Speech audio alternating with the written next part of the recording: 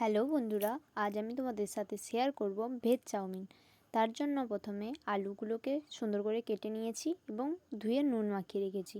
Beans আর ফুলকপিগুলোকে সিদ্ধ করে নিয়েছি। তার জন্য পেঁয়াজ কুচি করে রেখেছি, টমেটো আর কাঁচা লঙ্কা, কয়েকটা কাঁচা লঙ্কা লাগবে এতে।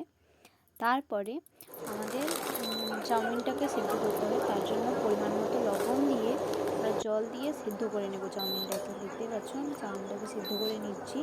নেওয়ার পরে আমাদের একটা কিছুতে ঢেলে চাউমিনটায় ম্যাগি মশলা আর জিরে গুঁড়ো ভালো করে মাখিয়ে নিতে হবে। তারপরে আলুটাকে আমরা ভালো করে ভেজে নেব। আলুটা ভালো করে ভাজা হয়ে গেলে এর সঙ্গে বিনস এবং ফুলকপিটাকে আমরা ভেজে নেব। দেখতেই পাচ্ছ আমার ভাজা কমপ্লিট হয়ে এসছে। আমি নামিয়ে নিলাম। নামিয়ে নেওয়ার পর আবার কড়াইতে তেল দিয়ে এবার পেঁয়াজ কুচি অল্প একটু লবণ দিয়ে দেবো, দিয়ে নাড়তে থাকবো যতক্ষণ না ভালো করে ভাজা হয়।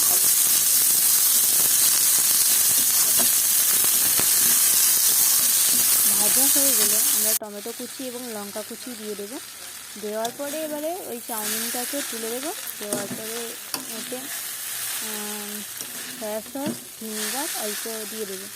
দেওয়ার পর ওতে লবণটা তোমরা চেখে নেবে, কারণ লবণটা কম বেশি হয়ে যেতে পারে। দিয়ে অল্প একটু চিনি দিয়ে নামিয়ে নেবে।